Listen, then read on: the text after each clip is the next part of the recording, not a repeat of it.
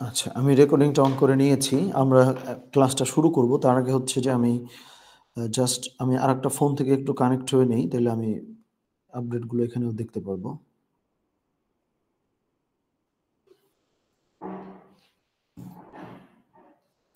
ঠিক আছে, আমার রেকর্ডিংটা অন হয়ে গেছে। আমরা এখন ক্লাসের দিকে যেতে পারি। আচ্ছা, আমি শুরুতে একটু কোয়েশ্চেনটা করি, যেটা আমি গত ক্লাসে বলছিলাম। যে ধরেন অলরেডি আমরা ৪ টা ক্লাস আলহামদুলিল্লাহ শেষ করছি। আজকে আমাদের ৫ম ক্লাস। তো আমরা সূরা ফাতিহা, তারপরে হচ্ছে সূরা দুহা, সূরা ইনশিরাহ বা আলাম নাশরাহ লাকা সদরক যেটা, সূরা ৩, এই ৪ টা সূরা নিয়ে কথা বলেছি, আলোচনা করেছি এবং ঐদিন আমাদের সলাত সংক্রান্ত যে ডিসকাশন সেটা আমাদের হইছে। এখন সূরা ফাতিহা বাদ দিয়ে আমরা হচ্ছে সূরা দুহা, ইনশিরাহ আর সূরা আত-তিন, এই ৩ টা সূরাই আমাদের আসলে কয়জনের মুখস্থ আছে বা আমরা করছি? একটু হ্যান্ড রেইজ করি তো। এই হাতটা আমি আসলে দেখতে চাই। যে এই ৩ টা সূরা, সূরা ইনশিরাহ, তারপরে হচ্ছে যে সূরা দোহা তার আগে এবং হচ্ছে সূরা আত-তিন, এই ৩ টা সূরাই আমাদের মুখস্থ আছে। হয় মুখস্থ আছে অথবা আমরা মুখস্থ করছি। এটা আমি একটু দেখতে চাই। আচ্ছা, দেখি আর ৭ জন। আর কেউ? আমরা সূরা দোহা, সূরা ইনশিরাহ এবং সূরা আত-তিন, এই ৩ টা সূরা আমরা মুখস্থ করেছি বা মুখস্থ ছিল। এটা আমরা একটু, আর কেউ আছে? আমরা ৯ জন অলরেডি হ্যান্ড রেইজ করছি মাশাআল্লাহ। আর কেউ? আচ্ছা, ওকে। আমরা ৯ জন হাত উঁচু করলাম। আচ্ছা, আপাতত আমরা হাত নামাই। এখন আমি আরেকটা কোয়েশ্চেন করব। আমি হাতগুলো নামাই আমার পরবর্তী কোয়েশ্চেন, আচ্ছা, আমাদের মার্জান আপা বোধহয় মুখস্থ করেছিলেন বা মুখস্থ ছিল। ওকে। সাইদুজ্জামান ভাইও ছিলেন। আচ্ছা, আপাতত আমি একটু হাত নামায় দিছি। এখন আমি যেই প্রশ্নটা করব, আমরা বলছিলাম যেই সূরাটা আমাদের যেই সপ্তাহে হবে, লাইক আমাদের হচ্ছে সূরা দুহা হলো, ইনশিরাহ হলো, সূরা ৩ হলো। এই যে সূরাগুলো আমরা মুখস্থ করলাম, আমার প্রশ্ন হলো এই সূরাগুলা দিয়ে আমাদের নামাজ পড়তে আমি বলছিলাম, নামাজ পড়ার কথা বলছিলাম। উম ধরেন আমরা এমনিতেও তো এই সূরাগুলো দিয়ে হয়তো নামাজ পড়ি অনেক সময়। কিন্তু আমার প্রশ্নটা হলো বিশেষভাবে গত আমাদের ২ সপ্তাহে, ২ টো সপ্তাহ কিন্তু আমাদের চলে গেছে। সো এই ২ টো সপ্তাহে এই যে আমরা ৪ টা সূরা আমাদের হয়েছে। সূরা ফাতিহা বাদ দিয়ে আমি বলি, এই সূরাগুলা দিয়ে বিশেষভাবে কি আমরা আসলে সলাত আদায় করেছি বা অন্যান্য সময়ের চাইতে অধিক পরিমাণে এই সূরাগুলা আমরা ব্যবহার করেছি সলাতের ক্ষেত্রে। এবং শুধু সূরাটা আমরা পড়ব না, আমরা কিন্তু অনুবাদটা আমাদের মাথার মধ্যে আওড়াবো এবং নামাজের মধ্যে ওটাকে প্র্যাকটিস করবার চেষ্টা করব। সো এইটা আমরা কয়জন করছি? যে বিশেষভাবে মানে প্ল্যান করে মাইন্ডফুলি আমরা এই সূরাগুলা দিয়ে নামাজ আদায় করেছি। আমি একটু হাতটা দেখি। তারপরে আমরা আলোচনায় যাবো। আজকের আলোচনা একটু সংক্ষেপেই বোধহয় আমার করতে হবে। আমি একটু অসুস্থ। সো তার আগে আমি একটু দেখি যে আমাদের সবার আ অবস্থান কি? আচ্ছা, মাশাআল্লাহ। আর কেউ? মানে যেই সূরাগুলা আমাদের গত ২ সপ্তাহে হয়েছে, এই সূরাগুলা দিয়ে আমরা নামাজ আদায় করেছি, নামাজ বুঝে শুনে আদায় করবার চেষ্টা করেছি। এই সংখ্যা আমরা আর কে আমরা আছি? এটা আমরা একটু দেখব ইনশাআল্লাহ।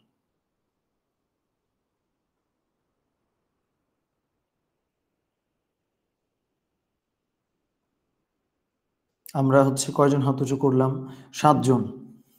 এই সংখ্যাটা কিন্তু কিছুটা হতাশাজনক যে আমরা বলছিলাম যেই সূরাগুলা আমরা আসলে নামাজে পড়বো বা যেই সূরাগুলো আমরা ক্লাসে আলোচনা করব, এই সূরাগুলা নামাজে পড়তে হবে এবং খুব পরিকল্পনা করেই পড়তে হবে। এখন হয়তো আমাদের মুখস্থ নাই সেজন্য পড়তে পারি না, এটাও হইতে পারে। তাইলে আমি যদি সবগুলা না পারি, এট লিস্ট আমি সূরা দোহাটা যদি পড়তাম বা সূরা ৩ যদি পড়তাম, সূরা ইনশিরাহ যদি পড়তাম, তাহলেও কিন্তু আমরা আসলে এগিয়ে থাকতাম। অন্যথায় যেটা হবে, আমাদের ক্লাসের লক্ষ্য করেন, আজকে আমাদের ৫ নম্বর ক্লাস। ১৬ টা ক্লাসের আমাদের ৫ নম্বর ক্লাস মানে হচ্ছে যে আমরা কিন্তু অনেকগুলো ক্লাসই আসলে শেষ করেছি। আমরা যদি বলি আমরা প্রায় ৩ ভাগের ১ ভাগ কিন্তু আমাদের প্রায় শেষ হয়ে যাচ্ছে। এখন ক্লাসের জায়গায় ক্লাস চলতেছে। আমরা হোমওয়ার্ক জমা গত সপ্তাহে মোটামুটি দিয়েছিলাম। এই সপ্তাহে বোধহয় কম জমা দিছি। এটা আমি আসলে খোঁজখবর কম নিতে পারছি যেহেতু অসুস্থ ছিলাম। কিন্তু এই প্র্যাকটিসের মধ্যে যদি আমরা না ঢুকি তাইলে কিন্তু আসলে হবে না। এই কথাটা আমি বারবার বলতেছি যে নামাজে আমাদের অভ্যাসে পরিণত করে ফেলতে হবে। যে নামাজে আমি এই সূরাটা শিখলাম ক্লাসের মধ্যে। সো আমি পরিকল্পনা করেই নামাজে আমি আসলে সূরাগুলো পাঠ করব।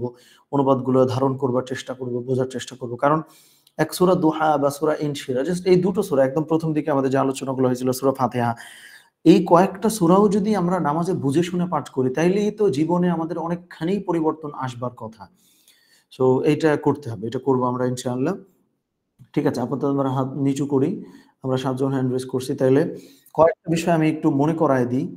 একটা হচ্ছে যেই সূরাগুলা আমাদের প্রত্যেক ক্লাসে হয়, সেগুলা অবশ্যই আমরা মুখস্থ করব ইনশাআল্লাহ। এবং মুখস্থ করে সেগুলোর মধ্য দিয়ে আমরা নামাজ আদায় করব। মানে নামাজে এই সূরাগুলো আমরা পাঠ করব। এইটা সবথেকে গুরুত্বপূর্ণ বিষয়। এবং এই নামাজে পড়ার জন্য তো মুখস্থও করা লাগবে। এই উদাহরণটা আমি প্রায় ২ বার দিছি। মানে ৩য় বারের মতো উদাহরণটা আমি আবারও বলি। আজকে আমার জবে যদি বলা হইতো আমার অফিসে যে মাইকেল মধুসূদন দত্তের সবথেকে কঠিন কবিতা মুখস্থ কইরা আসতে হবে। যদি তুমি মাস শেষে পারফরম্যান্সটা ভালো রাখতে চাও। তাইলে কিন্তু সবাই আমরা মাইকেল মধুসূদন দত্তের কবিতাটা মুখস্থ করতাম। কিন্তু খুব দুঃখ এবং পরিতাপের বিষয় যে আমরা নামাজের ক্ষেত্রে এসে একটা সূরা মুখস্থ করব, এই জায়গাটাতে আমরা আসলে গড়িমসি করেছি। এটা আমি বলব যে আমরা অনেকেই হয়তো গড়িমসি করেছি এবং অনেকে আমরা আলহামদুলিল্লাহ মুখস্থ করেওছি। এই ব্যাপারটা দয়া করে কেউ করবেন না প্লিজ। কারণ এইটা দেখা যাবে হচ্ছে যে আমরা কোরআন ক্লাসের মধ্য দিয়ে আমরা হয়তো সম্পৃক্ত থাকতে পারবো দীর্ঘদিন। কিন্তু বিশেষভাবে নামাজকে টার্গেট করে যেই সূরাগুলো আমরা পড়লাম, নামাজের অন্যান্য যেই দিকগুলো আমরা আসলে শেখার চেষ্টা করলাম, এটা আমাদের প্র্যাকটিসে যদি পরিণত না করি, তাইলে তো এটার আউটকাম 0, মানে কোনো আউটকাম তো আমাদের ভেতরে আসলে আসলো না। সো এইটা কাইন্ডলি আপনারা করবেন। আশা করছি করবেন ইনশাআল্লাহ। তাইলে আপাতত আমরা আজকে হলো সূরা আদিয়াতটা পড়বো। সূরা আদিয়াতটা পড়বো এবং এরপরে হচ্ছে যে আমাদের নামাজ কেন্দ্রিক যেই ২য় পার্ট থাকবে আমাদের ক্লাসের ডিসকাশন, আমরা সেদিকে যাব। তো দুটোই আমাদের নামাজেরই অংশ। ১টা আমরা প্রত্যেক ক্লাসে একটা সূরা নিয়ে আলাপ করি। এরপরে হচ্ছে যে আমাদের নামাজ কেন্দ্রিক যেই বিশেষ আলোচনা থাকে ওটা আমরা করি ইনশাআল্লাহ। সো আমি স্ক্রিনটা আপাতত চালু করি।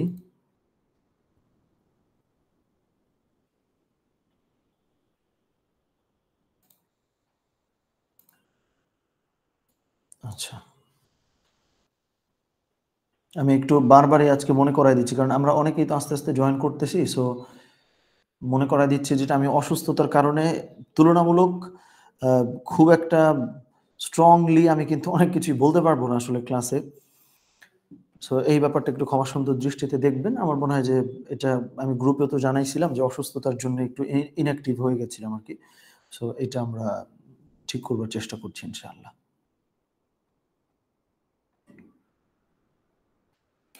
আচ্ছা, তাইলে হচ্ছে ১ম এ আমরা সূরা আদিয়াত আধুনিক প্রেক্ষাপটে একটি গভীর বিশ্লেষণ। আমরা এই অংশটা আগাবো আস্তে।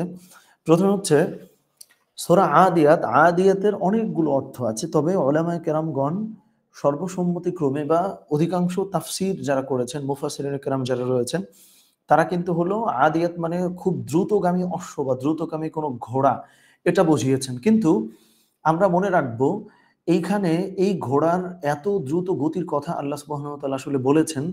এই গতিতে ঘোড়া ছাড়াও এমন কোনো না কোনো কিছু থাকতে পারে যেইটার এই গতিটা আছে। যেমন আমি যদি আবার বলি, ধরেন কোনো চাকা যদি চলতে থাকে খুব দ্রুত গতিতে কোনো চাকা চললে পিচ ঢালাই পথে কিন্তু আপনার হচ্ছে আগুনের বিভিন্ন ফুলকি বা আগুন উড়তে থাকে এরকম দেখা যায়। সো খুব দ্রুত গতিতে কোনো কিছু যে চলে, কোনো কিছু চলমান, এটির শপথ করে আল্লাহ সুবহানাহু ওয়া তাআলা সূরা আদিয়াতটা আরম্ভ করেছেন, শুরু করেছেন।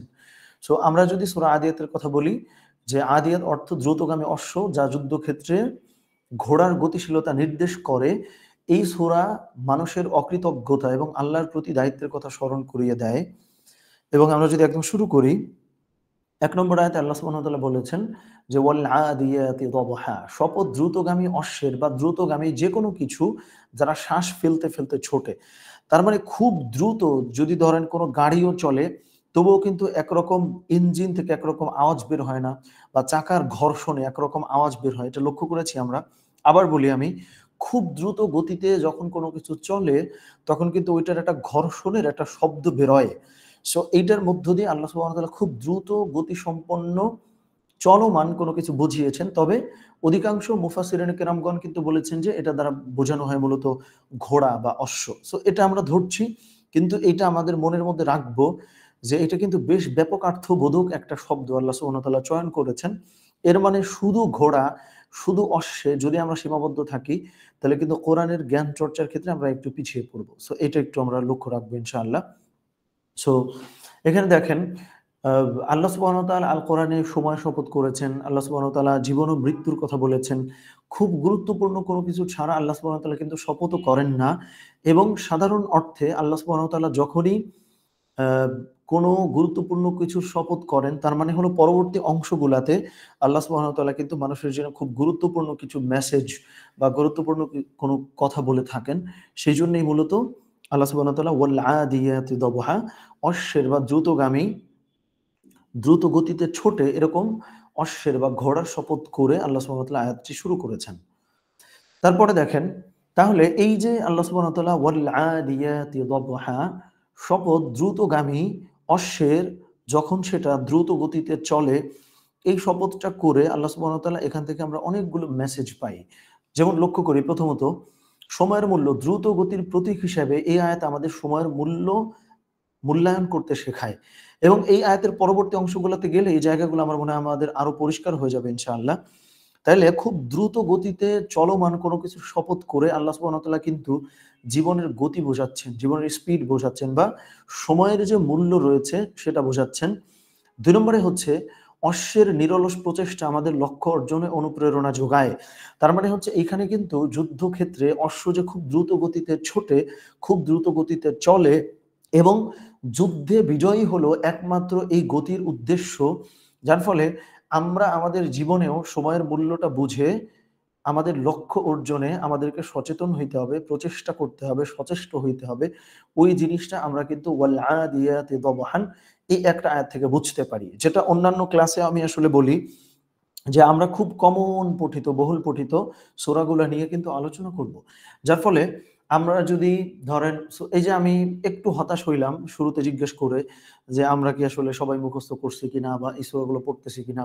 দেখেন, আপনার জীবন ২ মাস আগেও যেমন ছিল, আবার যদি এমন হয় যে এই ক্লাসটা করার পরে ২ মাস পরেও আগের মতো হয়ে গেল, এটা কিন্তু খুব হতাশাজনক। এটা কিন্তু হওয়া উচিত না। ধরেন এটা আমার কাছে, আমার জন্য যতখানি হতাশাজনক, তার থেকে অনেক বেশি হতাশাজনক আমরা খুব প্রত্যাশা নিয়ে যারা রেগুলারলি ক্লাসটা করছি তাদের জন্যে।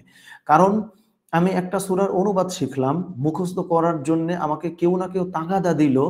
আমি খুব ডিফারেন্ট অ্যাঙ্গেলে, মানে খুব ডিফারেন্ট একটা পার্সপেক্টিভ, খুব ভিন্নভাবে কোরআনটা জানার সুযোগ পেয়ে জানলামও, কিন্তু সেটা না আমি পড়লাম নামাজে, না আমি করলাম মুখস্থ, না আমি কারোর সঙ্গে শেয়ার করলাম, না আমি একটা হোমওয়ার্ক জমা দিলাম। এই প্রক্রিয়াগুলোর মধ্য দিয়ে এই সূরাগুলো যে আমি অর্জন করে ফেলবো, যেটা নামাজে পড়বো, নামাজে আমার মনোযোগ বাড়বে এবং নামাজের অন্যান্য দিকগুলো যেগুলো আমরা আলোচনা করতেছি, এই চর্চাগুলো জাস্ট ২ টা মাস যদি আমরা প্র্যাকটিস করি, যেটা ৪০ দিনের বেশি। এটা কিন্তু আমি ক্লাসে বলছিলাম যে আমরা ২ মাস কেন ক্লাসটা, ১ মাস না কেন, তার বেশি না কেন? একটা তো আমি বলছিলাম যে অনেক সংক্ষেপ করলে আসলে ফায়দাটা আমরা কম পাই। অনেক লেংদি হইলে আমরা অনেক সময় বিরক্ত হয়ে যাই।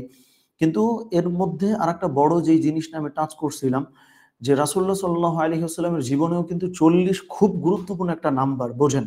নবীজি সাল্লাল্লাহু আলাইহি ওয়াসাল্লামের জীবনেও কিন্তু ৪০ খুবই গুরুত্বপূর্ণ একটা নাম্বার।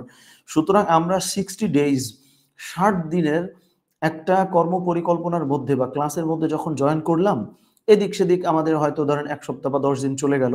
সব মিলিয়ে আমরা যেন ৪০ টা দিন আসলে টিকাইতে পারি। ৪০ টা দিন আমরা যেন একদম ডেইলি প্র্যাকটিস করতে পারি। এই জিনিসটা আমরা যেন অর্জন করে ফেলি। আমাদের হ্যাবিটে বা অভ্যাসে যেন পরিণত হয়ে যায় ওইজন্য। এখন আমরা যদি ভাবি এই সপ্তাহ গেল, আগামী সপ্তাহে করব, আগামী সপ্তাহে করব না। এটা তো ভাই চলে যাবে আমাদের জীবন থেকে সময়টা। আপনাদের এই সময়টার তো অনেক মূল্য নিশ্চয়ই, তাই না? যে কেউ অফিস করে এসে তারপরে হচ্ছে ক্লাসটাতে আমরা জয়েন করলাম। আবার হচ্ছে যে ক্লাসটা শেষ হবার পরে পারিবারিক ব্যস্ততায় আমরা অনেকেই যুক্ত হয়ে যাব। সো এই যে কষ্ট করে সময়টা আমরা দিচ্ছি, এই সময়টার ব্যাপারে কিন্তু আমাদের নিজেদেরকেই আল্লাহ সুবহানাহু ওয়া তাআলা আসলে জিজ্ঞেস করবেন। যে আমরা জানার সুযোগ পাইলাম, জানলাম, কিন্তু কাজে আমরা কেন পরিণত করলাম না? তো এই জায়গাটা আমরা ইনশাআল্লাহ ট্রাই করব। ওকে, তাইলে তার পরবর্তীতে সূরা আদিয়াতের ১ম আয়াতে এখনো আমরা আছি। যুদ্ধক্ষেত্রে অশ্বের ভূমিকা টিম ওয়ার্কের গুরুত্ব তুলে ধরে। দেখেন, আমি কিন্তু বারবার বলি যে খুব মানে মানে কোনো ক্ষেত্রে আমাদের মনে হবে যে ভাই এটার সঙ্গে এটা কিভাবে মেলে? কিন্তু মেলে। আমরা কোরআনকে ওইভাবে বুঝলে ঠিকই মিলাইতে পারতাম। কিন্তু আমরা এই যে বুঝলাম, ব্যাপারটা হচ্ছে যে আমরা নামাজে আসলে পাঠও করলাম না, ক্লাসে হোমওয়ার্ক ওইভাবে জমাও দিলাম না। হোমওয়ার্কটা একটু জটিল হয়ে যায় আমি বুঝি।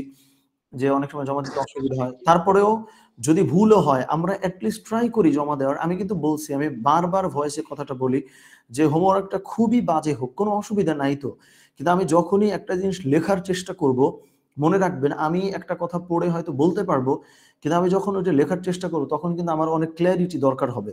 তখন আমি অনেক ঘাটাঘাটি করব। কারণ কাগজে কলমে অথবা সেটা Facebook হোক, যেখানে হোক, আমরা যখন লিখব, এই লিখবো মানেই হলো ওই বিষয়ে আমাকে অনেক বেশি মানে সূক্ষ্ম জ্ঞান অর্জন না করলে তো আমি আসলে লিখতে পারবো না, কারণ লিখতে গেলেই তো আমার মাথায় হিট করবে যে এটা কি আসলে আমি ঠিক করতেছি নাকি ভুল করতেছি। এই হ্যাবিটটা তৈরি হোক, দয়া করে আমরা এই কাজটা করবো ইনশাআল্লাহ। যদি করতাম তাহলে কিন্তু এই গভীর থেকে গভীরতম রিলেশন সম্পর্কে আমরা আরো পরিষ্কার হয়ে যাইতাম ইনশাআল্লাহ। ভাইয়া, আসসালামু আলাইকুম। একটা কথা বলতে চাচ্ছিলাম এ ব্যাপারে। জি, ওয়ালাইকুম আসসালাম ওয়া রাহমাতুল্লাহ। জি আপা বলেন। জি। জি, আসলে আমরা তো এখন স্টুডেন্ট না, মানে হাউসওয়াইফ, বাচ্চা-কাচ্চা সামলাতে হয়। মানে সেই পড়ালেখা থেকে অনেক দূরে। সেজন্য এতটা পাই না, মানে মোটিভেশন পাই না যে কিভাবে শুরু করব লেখাটা। মানে কেমন যেন ভয় লাগে যে কখন শুরু করব, শেষ হবে কি, কতক্ষণ সময় নিয়ে বসবো। মানে কেমন যেন মানে বসতে পারি না লেখার জন্য। কি করা যায়? আচ্ছা, এটা আপা মিউট করে ফেলেন। আমি লাস্টের দিকে বলব দরকার, বা লাস্টের দিকে আমরা কোয়েশ্চেন করব না ইনশাআল্লাহ, যদি অস্পষ্টতা থাকে। তারপর যে প্রসঙ্গটা আসছে আমি একটু বলে রাখি। তারপরে আমরা অন্য কেউ কোয়েশ্চেন করলে আমরা লাস্টের দিকে করব ইনশাআল্লাহ। আচ্ছা, সেটা হলো কথাটা ভালো। ধরেন কথাটা ভালো এইজন্য যে আমাদের সবারই প্রায় এই একই রকম কথাটা থাকে। কেউ অফিস নিয়ে ব্যস্ত থাকি, কেউ পরিবার নিয়ে ব্যস্ত থাকি। কিন্তু যেই কথাটা আজকে এখন বলা সহ আমি প্রায় ৩-৪ বার বলছি। আজকে সকালেও আমাদের মর্নিং এ যে সেশনটা ছিল একটা, ওখানে আমি কথাটা বলছিলাম যে গতকাল, হ্যাঁ গতকালই তো বোধহয়, যে গাজীপুরের ওইদিকে ৩ টা স্টুডেন্ট কিন্তু আ বাসে বিদ্যুতায়িত হয়ে ইন্তেকাল করেছে। আল্লাহ সুবহানাহু ওয়া তাআলা তাদেরকে জান্নাত নসিব করুক। সো দেখেন জীবন কত আনপ্রেডিক্টেবল। তারা ট্যুরে যাওয়ার আগে, মানে তারা কিন্তু পিকনিক করতে যাচ্ছিল। ট্যুরে যাওয়ার আগের দিনও সবাই ফেসবুকে স্ট্যাটাস দিছে। মানে কারোর কিন্তু খুব স্বাভাবিক, আমরা তো কেউই জানি না আসলে কখন আমাদের মৃত্যুবরণ করতে হবে। কিন্তু তারা খুব আনন্দ চিত্তে ঘুরতেও গেল, ফেসবুকে স্ট্যাটাসও দিল। কিন্তু তারা কিন্তু মানে দুনিয়া ত্যাগ করে ফেললো। ওই মানে ২৪ ঘন্টার মধ্যে বহুত কিছু তাদের জীবনে ঘটে গেল।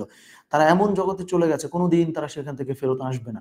সো কথাটা আমি এইজন্য বলতেছি যে ধরেন আমার অফিস থাকবে, ফ্যামিলি থাকবে, পরিবার অনেক কিছুই কিন্তু থাকবে। দিন শেষে ঘুরে ফিরে কিন্তু আমার কোরআন, কিতাব, নামাজ কালাম এগুলাই আসলে আমার সাথে যাবে।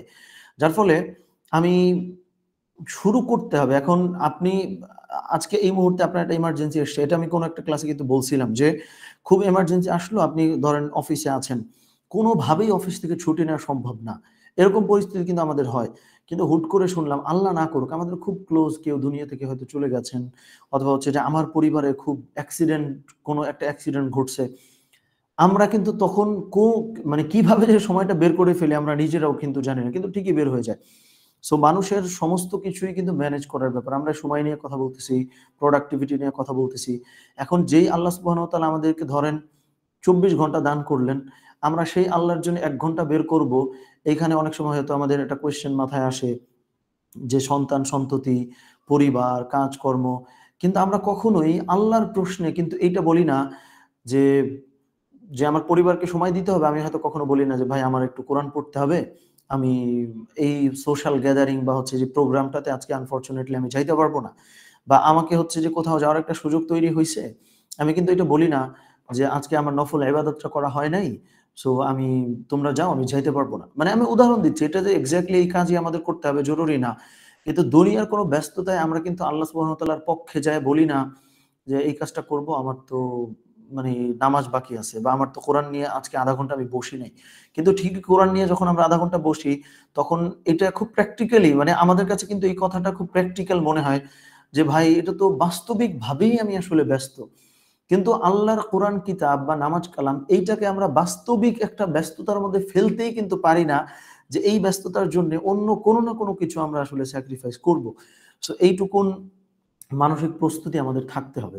সো আমি বুঝি যে আমাদের আসলেই অনেক ব্যস্ত থাকে। কারণ আমিও তো একটা মানুষ, আমিও তো বুঝি অনেক ব্যস্ত আমাকে থাকতে হয়। কিন্তু দিন শেষে আল্লাহ সুবহানাহু ওয়া তাআলার জন্য প্রতিদিন ৪০-৪৫ মিনিট বা ১ ঘন্টা যদি বের না করতে পারি, এটা কিন্তু আমাদের জন্য আসলে আল্লাহ সুবহানাহু ওয়া তাআলার কাছে দাঁড়িয়ে আমরা কি জবাব দেব, এই জবাবটা যদি আমরা রেডি করে যেতে পারি তাহলে তো কোনো অসুবিধা নাই। সো যাই হোক, যেটা আমরা বললাম যে সূরা আদিয়াতের ১ নম্বর আয়াত আমাদেরকে জীবনের গতি, সময়ের মূল্য এবং হচ্ছে যুদ্ধক্ষেত্রে একটা ঘোড়া যখন দৌড়ায়, তার একমাত্র ফোকাস, একমাত্র টার্গেটই কিন্তু থাকে যুদ্ধে জয় করা এবং তার গন্তব্যে তাকে পৌঁছাইতেই হবে। এই গতি কিন্তু তার জীবনে আসলে থাকে, বা তার ওই টাইমটাতে থাকে। যার ফলে এই সূরাটা আমরা সূরা আদিয়াত নামাজে তিলাওয়াত করব। তার মানে জাস্ট ঘোড়া সম্বন্ধীয় একটা ইনফরমেশন জেনে আমরা নামাজ থেকে ফারেগ হয়ে চলে আসব, এইটা তো ভাই হওয়ার কথা না। আমি কিন্তু প্রতি ক্লাসে কিছু কথা রিপিট করব। এটা আমি এখনো বললাম, ভবিষ্যতেও বলব যে এই সূরাগুলো নিয়ে এইভাবে বারবার আমি আলোচনা করতেছি এইজন্য আমাদের নামাজটা মিনিংফুল হয় না কেন? কারণ নামাজ আমরা স্রেফ সওয়াবের জন্য পড়ি। নামাজ তো স্রেফ সওয়াবের জন্য পড়া উচিত না। নামাজ আমরা আল্লাহর জন্যই নিঃসন্দেহে পড়বো। কিন্তু এই নামাজ কি আমাদের দুনিয়ার জীবনটাকে সুন্দর করবে না? এটা তো হওয়ার কথা না। আমি যদি বুঝে শুনে নামাজ আদায় করতাম, তাহলে তো এই নামাজ আমার দুনিয়ার জীবনটাকে খুব ভালো করত। এইজন্য কিন্তু বুঝে পড়তে হবে। সো ঘোড়ার কথা আমরা যখন পড়বো, ধরেন আল্লাহ সুবহানাহু ওয়া তাআলা ঘোড়ার কথা বললেন, আল্লাহ সুবহানাহু ওয়া তাআলা সূরা বাকারায় গরুর কথা বলেছেন, লক্ষ্য করেন। আল্লাহ সুবহানাহু ওয়া তাআলা সূরা ফিলে হাতির কথা বলেছেন। তার মানে দেখেন আল্লাহ সুবহানাহু ওয়া তাআলা হাতির কথা বলতেছেন, ঘোড়ার কথা বলতেছেন, গরুর কথা বলতেছেন। আবার বোঝেন, সূরা বাকারায় আল্লাহ সুবহানাহু ওয়া তাআলা গরুর কথা বলছেন। এইটাতে আল্লাহ সুবহানাহু ওয়া তাআলা ঘোড়ার কথা বলতেছেন। সূরা ফিলে আল্লাহ সুবহানাহু ওয়া তাআলা হাতির কথা বলছেন। এখন আল্লাহ সুবহানাহু ওয়া তাআলা এত দামি, এত গুরুত্বপূর্ণ গ্রন্থে আমাকে শুধু ঘোড়ার কথা বলবেন, গরুর কথা বলবেন, এইটা তো হওয়ার কথা না। তারপরে পিঁপড়ার কথা, মৌমাছির কথা, আল্লাহ সুবহানাহু ওয়া তাআলা শুধু এগুলার কথা বলবেন। এটা তো হওয়ার কথা না। এইখান থেকে আমাদেরও তো ভাই জীবনে কিছু নেওয়ার আছে, শেখার আছে। এই ব্যাপারটা মিস করা যাবে না। যে ঘোড়ার কথা বলেছেন, আমি সুবহানাল্লাহ বলে আমি হচ্ছে অলৌকিক কিছু একটা চিন্তা করে আমি বেরিয়ে আসলাম। নো। আল্লাহ সুবহানাহু ওয়া তাআলা যা কিছু করেছেন প্রত্যেকটা বিষয় থেকে আমাদের জীবনে রিলেট করবার মতন চেষ্টা করা লাগবে। খুব গুরুত্বপূর্ণ বিষয় হচ্ছে এইটা। ওকে, ২ এবং ৩ নম্বর আয়াতে আল্লাহ সুবহানাহু ওয়া তাআলা বলছেন, ফাল মুরিয়াতি কদহা, শপথ তাদের যারা অগ্নিস্ফুলিঙ্গ ছড়ায়, ফাল ফাল মুগিরাতি সুবহা, শপথ তাদের যারা প্রভাতে আক্রমণ করে। এই আয়াতগুলো আমাদের কর্মের প্রভাব ও সময়ের গুরুত্ব বোঝায়। ওকে, এখানে লক্ষ্য করেন, আমরা শুরুতে একটু আগে যেটা বললাম যে কোন বা অধিকাংশ মুফাসসির এটা বলেছেন যে এটার মধ্য দিয়ে আসলে ঘোড়া উদ্দেশ্য। কিন্তু একটু আগে আমরা যেটা বললাম না যে খুব দ্রুত গতিতে যখন কোনো কিছু চলে, ওইটার মধ্য দিয়ে কিন্তু একটা আগুনের মতন একটা ফুলকি বের হয়। এই যে এখানে দেখা যাচ্ছে স্ক্রিনে আমরা একটা ছবি দিছি। তার মানে হলো ঘোড়া খুব দ্রুত ছুটলে পা থেকে আগুনের মতো বের হয়, অথবা এরকম অন্য যেকোনো কিছু যদি থাকে যেটা খুব দ্রুত চললে পা থেকে আগুনের মতো বের হয়, সেটাও কিন্তু এই আয়াতের মধ্যে আসলে অন্তর্ভুক্ত বা ইনক্লুডেড। যার ফলে আল্লাহ সুবহানাহু ওয়া তাআলা ১, ২ এবং ৩ এই ৩ টা আয়াতেই আল্লাহ সুবহানাহু ওয়া তাআলা শপথ করছেন খুব গুরুত্বপূর্ণ একটা কথা বলবার জন্যে। শপথ করছেন এমন কিছু দিয়ে যেটা আমাদেরকে জীবনের গতি বোঝাচ্ছে, যেটা আমাদেরকে সময়ের গুরুত্ব বোঝাচ্ছে, যেটা আমাদেরকে এই যে লাস্টে দেখেন কর্মের প্রভাব। তার মানে এত দ্রুত গতিতে ছুটতেছে, এত বেশি ফোকাস তার কাজের দিকে, সে ডান, বাম, সামনে, পেছনে কিছুই সে আসলে লক্ষ্য করতে পারছে না, দেখতে পারছে না। এই লার্নিং আল্লাহ সুবহানাহু ওয়া তাআলা আমাদেরকে কিন্তু ওয়াল আদিয়াতি দবহান ফাল মুরিয়াতি কদহান ফাল মুগীরাতি সুবহা, এই ৩ টা আয়াতে বুঝিয়ে দিলেন যে জীবনে আমাদের আসলে সময়ের ঐরকম মূল্য থাকা লাগবে। জীবনে আমাদের আসলে কাজের প্রতি ফোকাস ঐরকম থাকা লাগবে যে আমি জাস্ট ছুটে চলবো কাজ নিয়ে। এখন এই কাজ মানে কিন্তু আবার এইটা আমরা কেউ কাইন্ডলি না বুঝি যে তাহলে আমি নামাজ, কালাম, আল্লাহ বিল্লাহ সমস্ত ছেড়ে কাজ করব। এটা কিন্তু উদ্দেশ্য না। উদ্দেশ্য হচ্ছে যে মুমিনের জীবনের যে পারপাস আছে, মুমিনের জীবনের যেই উদ্দেশ্য আছে, ওই উদ্দেশ্য বাস্তবায়নে আমাদেরকে আসলে এতখানি ফোকাসড হইতে হবে যে আমরা কখনোই কোনো ডিস্ট্রাকশন, কোনো বিচ্যুতি, কোনো ডিস্টারবেন্স, কোনো বিরক্তি আমাদেরকে যেন আমাদের গতি থেকে, আমাদের পথ থেকে সরাইতে না পারে। এই শিক্ষা আমরা সূরা আদিয়াতের ১ থেকে ৩ নম্বর আয়াতে কিন্তু খুঁজে পাই। তার পরবর্তীতে দেখেন, মানে বারবার আমি এটা কানেক্ট করা দিচ্ছি এইজন্য, সূরা আদিয়াতের মধ্যে আল্লাহ সুবহানাহু ওয়া তাআলা দেখেন, ধরেন ঘোড়ার কথা বলছেন, গতির কথা বলতেছেন, ধুলাবালি উঠতেছে এটা বলতেছেন, তারপরে হচ্ছে যে অগ্নিস্ফুলিঙ্গের মতো ছুটছে এটা বলতেছেন। এটার আসলে কি মানে? এই পুরো সূরাটা আল্লাহ সুবহানাহু ওয়া তাআলা মানে সূরার একটা বৃহত্তম জায়গা জুড়ে, অধিকাংশ জায়গা জুড়ে আল্লাহ সুবহানাহু ওয়া তাআলা শুধু ছোটার কথা বলবেন, একটা ঘোড়া দৌড়াইতেছেন। এর কি কোনো মিনিং নাই? অবশ্যই মিনিং আছে। ওই মিনিংটাই আমাদেরকে কিন্তু ডিকোড করা লাগবে, বা ওই মিনিংটাই আমাদেরকে আসলে জীবনে ধারণ করা লাগবে। যে আম্মা পারা কিন্তু বহুল পঠিত একটা পারা, যার সূরাগুলো আমরা অধিকাংশ টাইমেই পড়ি। তো ওইটারই খুব গুরুত্বপূর্ণ একটা সূরা, সূরাটা বেশ ছোটও বটে। ওই সূরার মধ্যে আল্লাহ সুবহানাহু ওয়া তাআলা দৌড়ানোর কথা বলছেন, ঘোড়ার কথা বলছেন, ধুলা উড়বে এই কথা বলছেন। তাহলে এর থেকে আমাদের জীবনে কিছু না কিছু নিশ্চয়ই আছে। অন্যথায় আল্লাহ সুবহানাহু ওয়া তাআলা কিন্তু এইভাবে আসলে সূরাটা রাখতেন না। রেখেছেন মানেই হলো আমাদেরকে এই সূরাটা নিয়ে গভীরভাবে চিন্তা করতে হবে। জাস্ট পড়ে আমরা সওয়াবের উদ্দেশ্যে পড়ে বেরোয় আসবো, এটা করলে কিন্তু হবে না। ওকে, ৪ নম্বরে আল্লাহ সুবহানাহু ওয়া তাআলা বলছেন যে ফাআসারনা বিহি নাকআ, অতঃপর তারা ধুলি উড়িয়ে দেয়। অর্থাৎ এই যে অশ্ব বা যে ঘোড়ার কথা আল্লাহ সুবহানাহু ওয়া তাআলা বলছেন, সেগুলো এমনভাবে ছুটতেছে, ধুলা উঠতেছে, ফাওয়াসাতনা বিহি জামআ, এবং শত্রু দলের মধ্যস্থলে প্রবেশ করে। এবং সে তার কাজটা হাসিল করবার জন্য, অর্জন করবার জন্যে সে শত্রু দলের মধ্যে, অর্থাৎ এখানে কিন্তু এটা যুদ্ধের পরিবেশ বোঝানো হইছে। সে তার শত্রু দলের মধ্যে প্রবেশ করে ফেলল। এইভাবেই কিন্তু সে ফোকাস ছিল, এইভাবেই সে গতি নিয়ে আসলে চলতেছিল। এবং এই আয়াতগুলি টিম ওয়ার্ক এবং সাহসিকতার কথা তুলে ধরে। আচ্ছা, এই পয়েন্টটা নিয়ে আমরা একটু বলি, তার পরবর্তী স্লাইডে চলে যাই। যে আল্লাহ সুবহানাহু ওয়া তাআলা বললেন ১ থেকে ৫ আয়াতে যেই অংশগুলো, যেই আয়াতগুলো আছে, আল্লাহ সুবহানাহু ওয়া তাআলা এখানে বললেন যে তারা খুব দ্রুত গতিতে ছুটবে, তারা শত্রু দলের মধ্যে প্রবেশ করবে। কিন্তু এখান থেকে আমরা যে প্রেক্ষাপট বা আমরা আমাদের আধুনিক জীবনে যেটা প্রয়োগ করবার চেষ্টা করব বা গ্রহণ করলাম, যে এই আয়াতগুলো কিভাবে দেখেন, একটা মানে ঘোড়া যখন দলবদ্ধভাবে একত্রে ছুটে চলে, এমনভাবে চলে, আপনি সিনটা কল্পনা করেন, এমনভাবে চলতেছে একটা দল, ঘোড়ার একটা অশ্বের দল, যে ধুলা উঠতেছে, আগুন ছুটতেছে, এমন তাদের গতি, এমন তাদের ফোকাস, এমন তাদের দূরদৃষ্টি, এবং একটা পর্যায়ে তারা শত্রুর দলের মধ্যে ঢুকে তারপরে ধরেন ক্ষান্ত হয়েছে। তার মানে এইভাবে করে আমাদেরকে জীবনে ছুটে চলতে হবে, জীবনে এগিয়ে যেতে হবে। এই ব্যাপারটা কিন্তু আল্লাহ সুবহানাহু ওয়া তাআলা বলছেন। ধরেন খুব সাধ্যাতীত কোনো কিছু আমাদের কাছে মনে হইতেছে যে এটা অর্জন করা খুবই, খুবই কষ্ট, খুবই, খুবই কষ্ট। ওইটা অর্জন করবার জন্যে আমরা যদি দলবদ্ধ হয়ে, দলগতভাবে আমরা যদি এগিয়ে চলবার চেষ্টা করি, ওই মানে দুঃসাহসিক ব্যাপার যেটা আমাদের কাছে মনে হয় সাধ্যাতীত কোনো কিছু, সেটাও আমরা কিন্তু ইনশাআল্লাহ অর্জন করতে পারবো। ওই মোটিভেশন বা অনুপ্রেরণা আমরা কিন্তু সূরা আদিয়াতের ১ থেকে ৫ নম্বর আয়াত পর্যন্ত যেই আয়াতগুলো আল্লাহ সুবহানাহু ওয়া তাআলা রেখেছেন, সেখান থেকে আমরা কিন্তু গ্রহণ করতে পারি।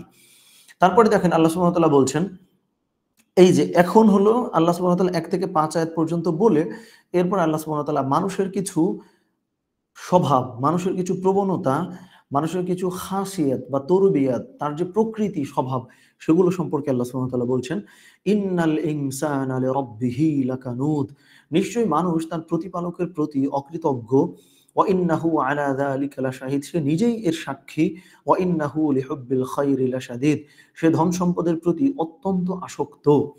তার মানে দেখেন, আমরা যখন কোনো গ্রেট কিছু আমাদের জীবনে আসলে অর্জন করতে হয়, আমি যদি খুব রিসেন্ট টাইমের আমাদের বাংলাদেশে, আমি কিন্তু বলছিলাম যে ক্লাসে আমি কিছু বিষয় বলবো যেটা একটু ইনফর্মাল মনে হবে, বাট আমরা একটু মনোযোগ দিয়ে শুনবো, আমরা এর কোনো ভিন্ন মিনিং বের করবার চেষ্টা করব না ইনশাআল্লাহ।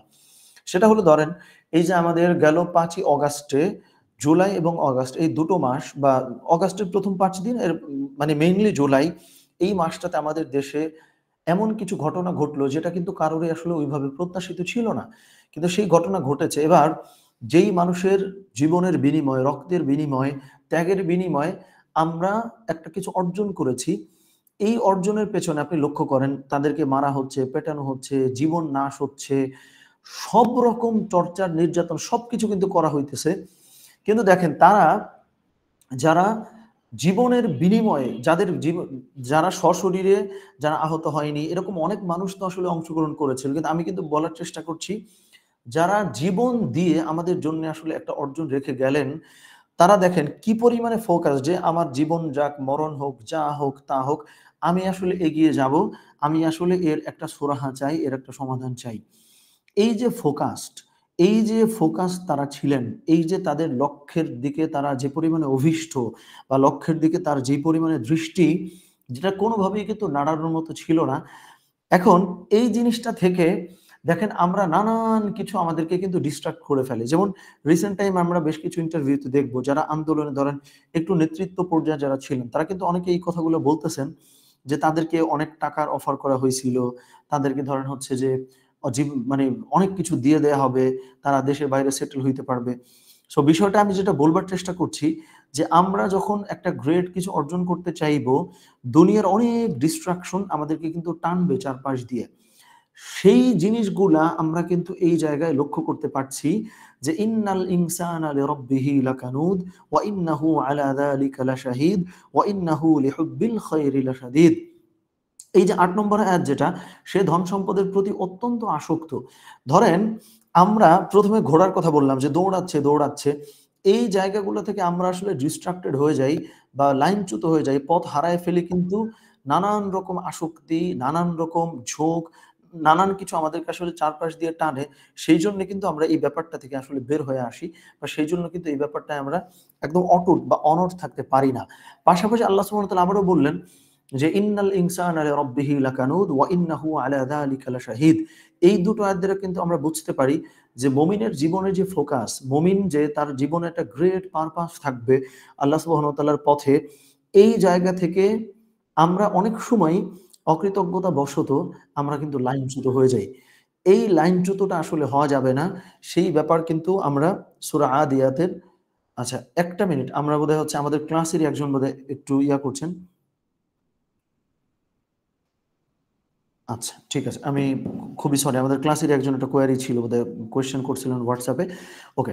তাইলে আমরা যেটা বলতেছিলাম, তার মানে হচ্ছে এই যে মুমিনের জীবনের যে গ্রেট পারপাস, এই জায়গা থেকে মুমিন লাইনচ্যুত হয়ে যায়, মুমিন অকৃতজ্ঞ হয়ে যায়, মুমিন পথহারা হয়ে যায়। দুনিয়ার বিভিন্ন লোভ লালসায় পড়ে, বিভিন্ন ঝোঁকে, বিভিন্ন ডিস্ট্রাকশনে পড়ে, এবং এইটাই কিন্তু আমরা শুরুতে এই যে মানবীয় স্বভাব, এই মানবীয় স্বভাবের কারণে আমরা ১ থেকে ৫ আয়াত পর্যন্ত যেটা বললাম, আমাদের যেইভাবে আসলে ফোকাসড হইতে হবে, যেইভাবে লাইনে থাকতে হবে, এই লাইনে আমরা আসলে থাকতে অনেক ক্ষেত্রেই বা অনেক সময় ব্যর্থ হই। এই ব্যাপারটা আল্লাহ সুবহানাহু ওয়া তাআলা কিন্তু ৬, ৭ এবং ৮ এই ৩ টি আয়াতে কিন্তু বলে দিয়েছেন। পরবর্তীতে দেখেন ৯ এবং ১০ আয়াতে আল্লাহ সুবহানাহু ওয়া তাআলা বলছেন যে আফালা, আল্লাহ সুবহানাহু ওয়া তাআলা এখন সতর্ক করবেন। ১ থেকে ৫ নম্বর আয়াত পর্যন্ত একটা পরিস্থিতি বলে শপথ করে আল্লাহ সুবহানাহু ওয়া তাআলা মানুষের জীবনের বাস্তবতা বললেন। এরপরে আল্লাহ সুবহানাহু ওয়া তাআলা ৯ থেকে ১০ আয়াতে আল্লাহ সুবহানাহু ওয়া তাআলা আমাদেরকে ওয়ার্ন করছেন যে যদি তোমরা এই মোহে বা এই আসক্তিতে লাইনচ্যুত হয়ে যাও, পথহারা হয়ে যাও, তাইলে কি হবে? এই ব্যাপারটা আল্লাহ সুবহানাহু ওয়া তাআলা এখন স্মরণ করাবেন, যেটা ক্লাসের শুরুতে একটু আগে আমাদের বোধহয় একজন আপা বলছিলেন। আমি তাকে বোধহয় বললাম যে জীবনটা খুবই আনপ্রেডিক্টেবল। আমরা আসলে জানি না আমরা আসলে জীবন কখন শেষ হয়ে যাবে। এই ব্যাপারটা এখানে কিন্তু মিলে যাবে। দেখেন আল্লাহ সুবহানাহু ওয়া তাআলা ৯ নম্বর আয়াতে বললেন যে আফালা ইয়ালামু ইযা বু'থিরা মা ফিল কুবুর। সে কি জানে না যখন কবরস্থ কবরস্থদেরকে উত্থিত করা হবে, অর্থাৎ যারা মৃত্যুবরণ করছে তাদেরকে যে উত্থিত করা হবে পুনর্জীবনে, তারা কি জানে না? যারা এই যে অকৃতজ্ঞ হইতেছে, যারা আল্লাহকে ভুলে যাচ্ছে, লাইনচ্যুত হয়ে যাচ্ছে, তাদের কথা বলা হইতেছে। তারা কি জানে না যে কবরস্থ যারা আছে, যারা কবরে চলে গেছে, তাদেরকে আবার পুনরুত্থান করা হবে, তাদেরকে পুনরুত্থিত করা হবে। ওয়াহুসিলা মা ফিস সুদূর, এবং অন্তরের গোপন গোপন বিষয়গুলো প্রকাশ করা হবে। এটা কি তারা জানে না? আয়াতগুলো আমাদের কর্মের দায়বদ্ধতা ও নৈতিকতার গুরুত্ব স্মরণ করিয়ে দেয়। অর্থাৎ এই যে ধরেন আমরা লাইনচ্যুত হয়ে যাব, আল্লাহর পথ থেকে পথহারা হয়ে যাব, আমাদেরকে আল্লাহ সুবহানাহু ওয়া তাআলা সচেতন করতেছেন যে তোমরা কি জানো না যে তোমরা যদি কবরে যাও তোমাদেরকে আবার তোলা হবে। তোমাদের মনে যা আছে সেগুলো পর্যন্ত আল্লাহ সুবহানাহু ওয়া তাআলা জানেন। আচ্ছা, এরপরে ১১ নম্বর আয়াত পর্যন্ত বললে এই ৩ টা আয়াত একসঙ্গে আমরা বুঝতে পারবো যে ১১ নম্বরে আল্লাহ সুবহানাহু ওয়া তাআলা বলছেন যে ইন্না রাব্বাহুম বিহিম ইয়াউমা ইযিল লাখাবীর।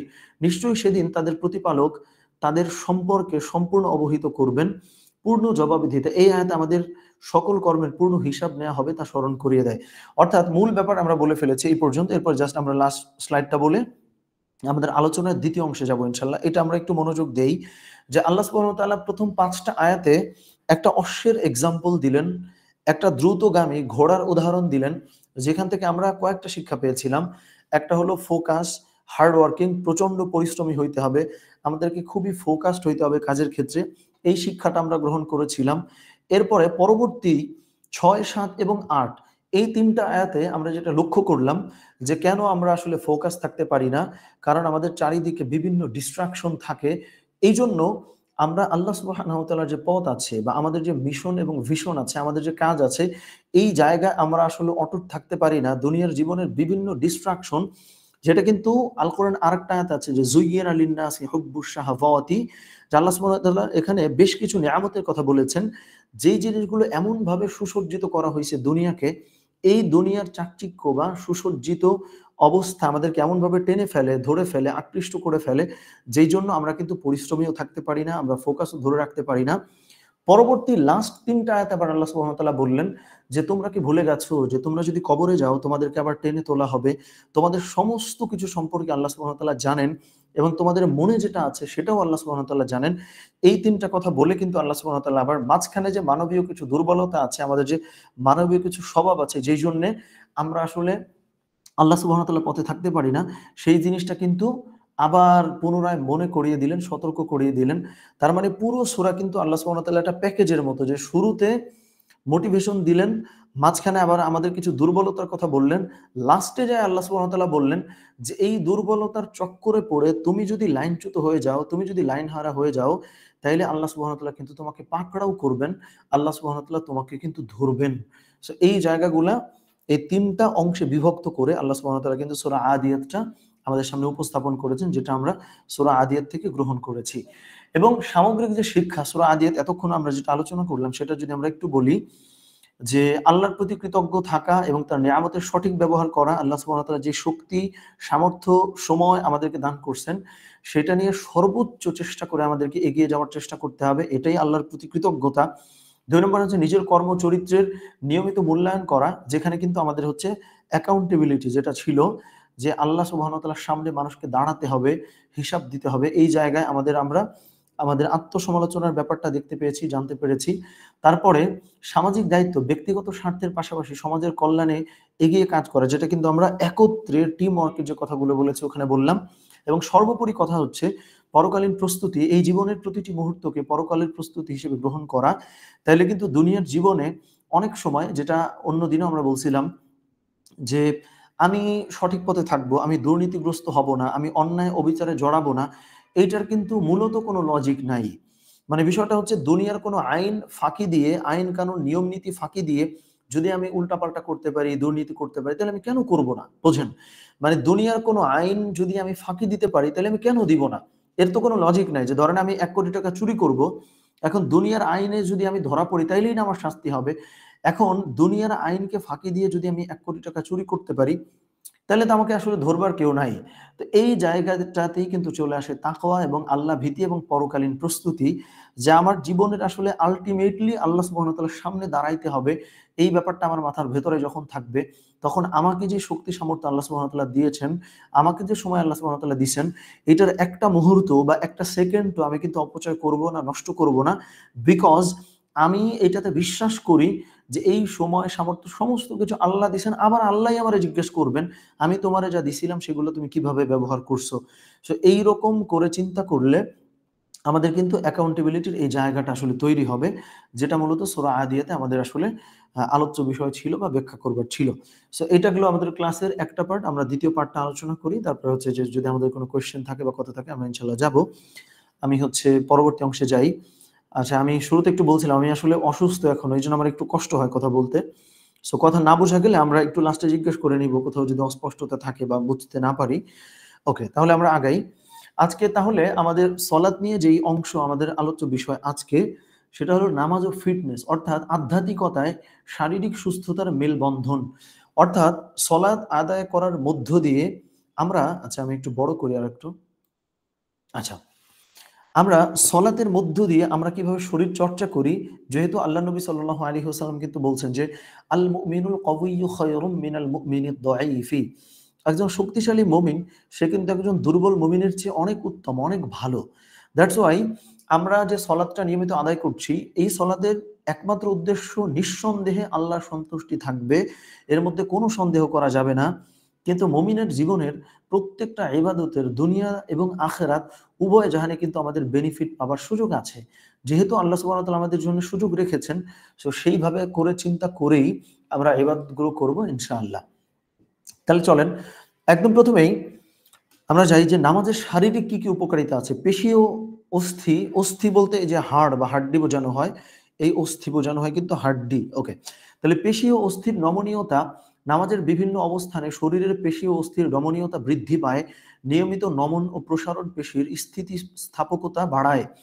অর্থাৎ যদি রেগুলারলি আমরা ধরেন মানে সলাত আদায় করি, তাতে আমাদের রুকুতে, সিজদায়, আমাদের বৈঠকে, আমরা যে দাঁড়াই, এই সমস্ত কিছুতে আমাদের কিন্তু প্রতিটা অস্থি এবং অস্থির গোড়া সমস্ত কিছু এমনভাবে কিন্তু মুভ করে যেটা আমাদের শরীর চর্চার জন্য খুবই গুরুত্বপূর্ণ ভূমিকা পালন করে। এবং এই ক্ষেত্রে আরেকটা কথা আমি শুনছিলাম যে একজন ডাক্তারই বলছিলেন বাংলাদেশে, আমার এক্স্যাক্টলি নাম মাথায় আসছে না এই মুহূর্তে, যে তিনি কিন্তু বলতেছিলেন যে কেউ যদি বাসায় সলাত আদায় না করে, বোঝেন, কেউ যদি বাসায় সলাত আদায় না করে নিয়মিত মসজিদে গিয়ে সলাত আদায় করে, সে শারীরিকভাবে অনেক ভালো থাকবে অন্য অনেকের চাইতে। কারণ আমরা রুকু সিজদা করার মধ্য দিয়ে তো আমাদের মানে হাড্ডি সহ অন্যান্য জায়গার যে জয়েন্ট গুলো আছে এইখানে তো আমাদের একটা মুভমেন্ট হয়েই যায়।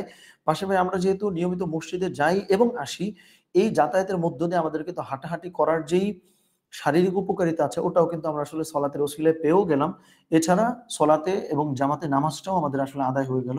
সো দুনিয়া আখেরাত উভয় জাহানে আমরা কিন্তু উপকারটা পাই যদি আমরা নিয়মিত জামাতে নামাজ আদায় করব, এই ব্যাপারে প্রতিজ্ঞাবদ্ধ হয়ে যেতে পারি। সো ২ নম্বরটা হচ্ছে রক্ত সঞ্চালন। নিয়মিত নামাজ পড়লে শরীরে রক্ত সঞ্চালন উন্নত হয়, শারীরিক চলাচল রক্ত চলাচলে সহায়তা করে, হৃৎপিণ্ডের স্বাস্থ্যের উন্নতি হয়। মস্তিষ্কের অক্সিজেন, সিজদার সময় মস্তিষ্কে অক্সিজেন সরবরাহ বৃদ্ধি পায়, মাথার নিচু অবস্থান রক্ত প্রবাহে সহায়ক হয়। তার মানে দেখেন এইটা আমি এক্স্যাক্টলি শব্দটা বলতে পারছি না এই মুহূর্তে, যে নামাজ আদায়ের মধ্য দিয়ে এমন এমন মুভমেন্ট হয় যেটা কিন্তু আমরা নর্মাল ব্যায়ামেও করি না। সেটার জন্য আলাদা পরিকল্পনা করা লাগে, আলাদা চেষ্টা করা লাগে।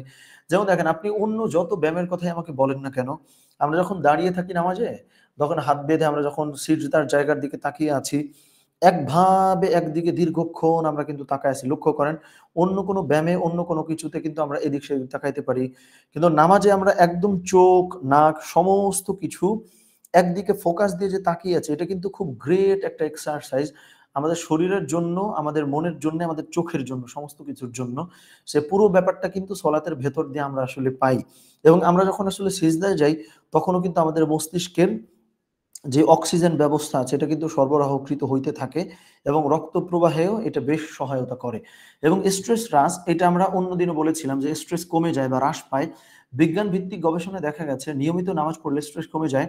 প্রার্থনা ও ধ্যান মস্তিষ্কে স্ট্রেস হরমোনের মাত্রা কমাতে পারে, যেটা আমরা গতদিন যেহেতু বলেছিলাম এটা নিয়ে আমরা আলোচনা না বাড়াই, যে আমরা যখনই আসলে সিজদায় যাই তখন কিন্তু আল্লাহ সুবহানাহু ওয়া তাআলার সঙ্গে আমাদের একটা ডিভাইন কানেকশন তৈরি হয়। এবং আমরা যখন তাশাহুদ পড়ি, আমরা যখন দুরূদ পাঠ করছি, এই প্রত্যেকটা কিছু আদায় করার মধ্য দিয়ে, পাঠ করার মধ্য দিয়ে আমরা কিন্তু আল্লাহ সুবহানাহু ওয়া তাআলার সঙ্গে ঐরকম একটা কানেকশন আসলে বিল্ড করছি, ওরকম একটা কানেকশন আসলে তৈরি করছি, যেই কানেকশনটা আসলে তৈরি হবার ফলে আমাদের মনের ভেতর থেকে ধরেন অনেক সময় ডিপ্রেশনটা চলে যায়।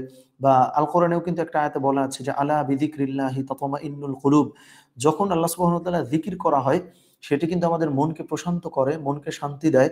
এবং নামাজের মধ্যে আপনি দেখেন যে পরিমাণে তাসবিহ আমরা পাঠ করি, যে পরিমাণে তাকবীর আমরা পড়ি, যে পরিমাণে কোরআন তিলাওয়াত আমরা করি, এই সমস্ত কিছু আল্টিমেটলি যিকিরেরই কিন্তু একটা পার্ট। লক্ষ্য করেন মানে নামাজে আমরা যে তাসবিহ তাহলিল গুলো করছি, যে তিলাওয়াত গুলো করছি, এই সমস্ত কিছু কিন্তু আসলে যিকির। সো এই প্রক্রিয়াগুলোর ভেতর দিয়ে আমাদের কিন্তু মানসিক প্রশান্তিটাও বৃদ্ধি পায় এবং মনোবল তৈরি হয় এবং মানসিক যেই স্ট্রেস বা অস্থিরতা সেটাও কিন্তু অনেকাংশেই আসলে কমে আসে। এরপর দেখেন হৃদযন্ত্রের স্বাস্থ্য। নিয়মিত নামাজ পড়লে হৃৎপিণ্ডের কার্যক্ষমতা বৃদ্ধি পায়। তারপর হচ্ছে আর্থ্রাইটিস প্রতিরোধ। নামাজের নিয়মিত অভ্যাস আর্থ্রাইটিসের মতো সমস্যা প্রতিরোধে সাহায্য করে। অর্থাৎ এটা হচ্ছে আমাদের যে হাড্ডি আছে, এই হাড্ডির যে জোড়াগুলো আছে অনেক সময় আমাদের মানে বাতের মতো ব্যথা করে বা অনেক সময় ফুলে ফেঁপে যায়। সো এই জায়গাগুলো কিন্তু সলাৎ যদি নিয়মিত আদায় করা হয় বা কেউ যদি নিয়মিত জামাতের সঙ্গে সলাৎ আদায় করে, তার এই জিনিসগুলো কিন্তু ইনশাআল্লাহ চলে যাবে। সো আমরা অনেক সময় অসুস্থতা হবার পরে ডাক্তার যখন আমাদেরকে আবশ্যক করে দেয় যে সকালে আপনাকে দৌড়াইতে হবে, বিকেলে আপনাকে দৌড়াইতে হবে, তখন আমরা ঠিকই ধরেন দৌড়াই। কিন্তু যা সলাৎটা আদায় করার মধ্য দিয়ে আমরা একদম ওই মর্নিং ওই ফ্রেশ এয়ার, ওই বাতাসটার মধ্য দিয়ে আমরা যখন মসজিদে যাব, আবার যখন মসজিদ থেকে ব্যাক করব, আমরা যখন মুভমেন্ট করতেছি একদম ভোরে, নিয়মিত সলাৎ আদায় করলেই কিন্তু আমার এই সমস্ত জিনিসগুলো ইনশাআল্লাহ অর্জিত হয়ে যায়। তারপরে নামাজ মানসিক চাপ কমায় এবং মনোযোগ বৃদ্ধি পায়, মনোযোগ বৃদ্ধি করে নামাজের মধ্য দিয়ে। এবং দেখেন সুন্নাহসম্মত ফিটনেস টিপস, হাঁটার অভ্যাস। নবী সাল্লাল্লাহু আলাইহি ওয়াসাল্লাম দৃঢ় পদক্ষেপে হাঁটতেন যা শারীরিক সুস্থতার জন্য উপকারী। দৈনিক প্রতিদিন ১০-১৫ মিনিট হাঁটা শরীরের জন্য অত্যন্ত উপকারী। দেখেন এখানে হৃদযন্ত্রের ঝুঁকি কমায়, রক্তচাপ নিয়ন্ত্রণে রাখে, ওজন নিয়ন্ত্রণে সাহায্য করে। এখন আমরা যখন মসজিদে যাওয়া আসা করবো, সাধারণত ঢাকা শহর বা ঢাকার বাইরেও মসজিদের আসলে অবস্থাটা অনেকটা এরকম যে আসলেই ৫-৭ মিনিটের উপরে সর্বোচ্চ লাগে বা ১০ মিনিট। তার মানে আপনি যদি ৫ ওয়াক্ত সলাত আদায় করার জন্য নিয়মিত মসজিদে যাতায়াত করেন, আপনার কিন্তু ১০-১৫ মিনিটে একটা হাঁটাহাঁটি হয়ে যায়। সো ৫ বার এই কাজ যদি করেন, তাহলে কিন্তু এটার জন্য আপনাকে আলাদা কোনো পরিকল্পনা করে আসলে হাঁটতেও হবে না বা হচ্ছে যে এটার জন্য আলাদা কোনো এফোর্টও কখনো দিতে হবে না আরকি। তারপরে হচ্ছে সুন্নাহের দিকে আমরা যদি চলে যাই, সুন্নাহসম্মত ফিটনেস টিপস, পরিমিত খাদ্যাভ্যাস, হাদিসের নির্দেশনা, খাওয়ার ১/৩ খাবার, ১/৩ পানি, ১/৩ শ্বাস, স্থূলতা পরিমিত খাদ্যাভ্যাস স্থূলতা প্রতিরোধে সাহায্য করে। হজম ক্রিয়া, পরিমিত খাবার হজম ক্রিয়াকে সাহায্য করে বা সহজ করে। এই ক্ষেত্রে রাসূলুল্লাহ সাল্লাল্লাহু আলাইহি ওয়াসাল্লামের একটা হাদিস খুবই গুরুত্বপূর্ণ, যে নবীজি সাল্লাল্লাহু আলাইহি ওয়াসাল্লাম কিন্তু পেট পুরে একদম পেট ভরে খেতে বারণ করেছেন বা নিষেধ করেছেন। তো এই জায়গায় আমরা যদি ধরেন ৩ ভাগের ১ ভাগ খালি রাখি, যেটাকে এখানে আমরা শ্বাস লিখেছি, কিন্তু নবীজি সাল্লাল্লাহু আলাইহি ওয়াসাল্লাম কিন্তু সুন্নাহের যে পদ্ধতি খালি রাখতে বলেছেন, ওটাই তো আসলে শ্বাস। সো যদি আমরা ১ ভাগ খালি রাখি, ১ ভাগ যদি খাবার খাই, আরেক ভাগ যদি আমরা পানি রাখি, এই সুন্নাহের যে ফিটনেস পদ্ধতি, এটি করার মধ্য দিয়েও আমরা কিন্তু শারীরিকভাবে ফিট হইতে পারবো ইনশাআল্লাহ। এবং পরবর্তীতে রাতে পর্যাপ্ত ঘুম শরীরকে পুনরুজ্জীবিত করে। তাহাজ্জুদের নামাজ, রাতের শেষ প্রহরে তাহাজ্জুদ নামাজ পড়া মানসিক প্রশান্তি দেয়। মধ্যাহ্ন বিশ্রাম, দুপুরে স্বল্প সময়ের বিশ্রাম নেওয়া সুন্নাহ এবং শরীরের জন্য উপকারী। এটা আমরা আসলে জানি কিনা, নবীজি সাল্লাল্লাহু আলাইহি ওয়াসাল্লাম যখন ফজর সালাত আদায় করতেন, তাহাজ্জুদ পড়ে তারপর একটু হয়তো শুইলেন, তারপরে ফজর সালাত আদায় করে মসজিদে সাহাবায়ে কেরাম রাদিয়াল্লাহু তাআলা আনহুম আজমাইনকে নিয়ে বসলেন। তারপরে বাজারে গেলেন, সাহাবাদের খোঁজ খবর নিলেন।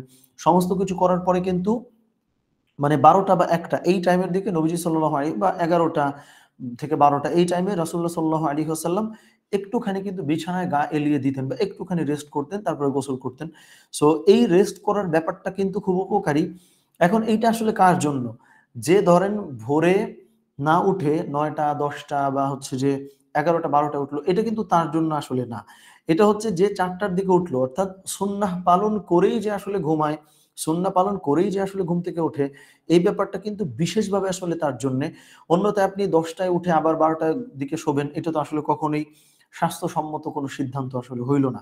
সো এই সুন্নাহটা যদি ফলো করা যায়, সেটাও কিন্তু আমাদেরকে আসলে শারীরিক এবং মানসিক সুস্থতার জন্যে ভূমিকা পালন করতে পারে ইনশাআল্লাহ।